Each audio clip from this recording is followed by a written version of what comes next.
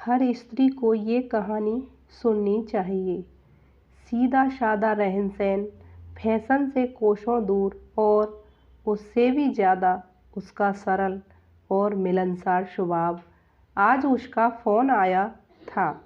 जाह्नवी दरअसल उसकी शादी भरतपुर में हुई, पर नौकरी के कारण स्थायी तौर पर वो जयपुर में रहती है।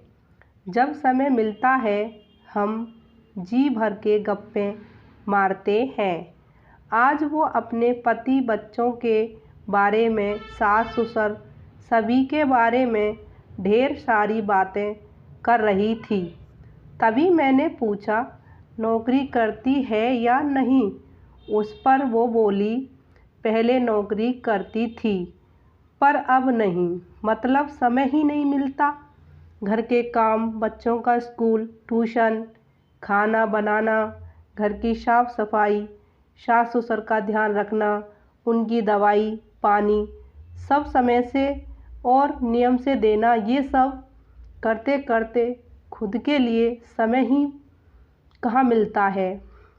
पतिदेव ऑफिस जाते हैं तो मैं घर का सब कुछ मैं ही देखती हूँ।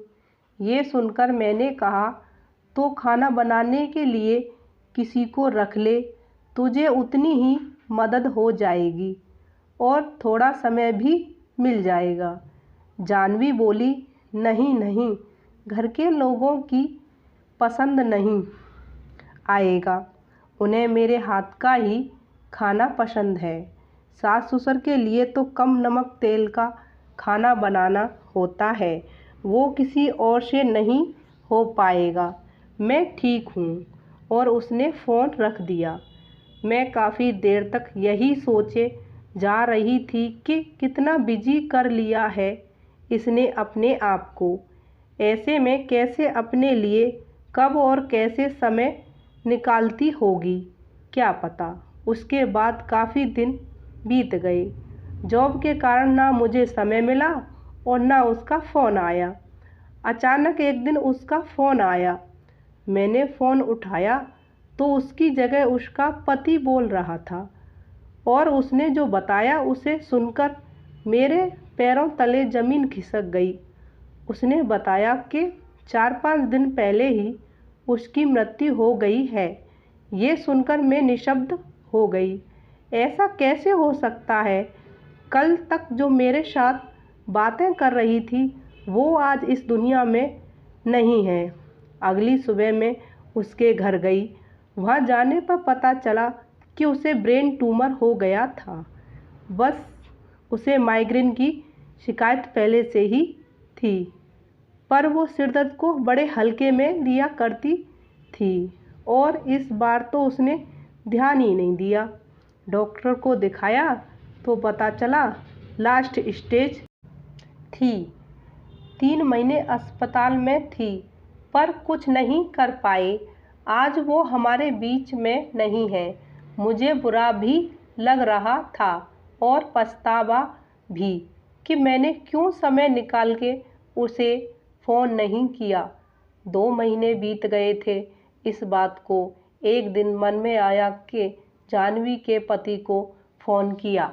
उनका हालचाल जानने के लिए। फ़ोन इसलिए भी किया क्योंकि उनके सारे काम जाह्नवी ही किया करती थी। बड़ी मुश्किल होता होगा उनके लिए जाह्नवी के बिना रहना। मैंने उन्हें फ़ोन मिलाया और पूछा कि कैसे हो। उन्होंने जवाब दिया कि अभी वो क्रिकेट स्टेडियम में हैं। ये सुनकर मुझे बड़ी हैरानी हुई। मैंने पूछा, घर में सब कैसे मैनेज करते हो? तो उसने कहा, घर काम के लिए एक मेड रखी है, बच्चों को संभालने के लिए फुल टाइम मेड रखी है और माँ बाप की देखभाल के लिए फुल टाइम नर्स रखी थी। सब कुछ में अच्छे से मैनेज हो जाता है और उसे भी टाइम मिल जाता है। मैंने थोड़ी सी बात करके फ़ोन रख दिया।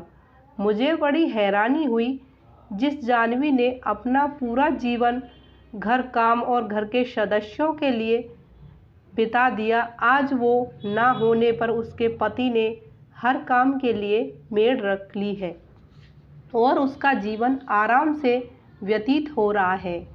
फिर इसमें जाह्नवी की क्या गलती थी? साथियों, ये कहानी बताने का एक ही उद्देश्य था कि घर की स्त्रियों ने अपने घर के प्रति सभी जिम्मेदारियां निभानी ही चाहिए, पर अपनी भी कीमत करना सीखो। खुद की भी उतनी ही केयर करो जितनी आप दूसरों की करते हो। सभी काम मुझे ही करने हैं और मुझे ही आते हैं, इस बात को अपने दिमाग से निकाल दो, क्योंकि आखिर में कोई किसी का नहीं होता।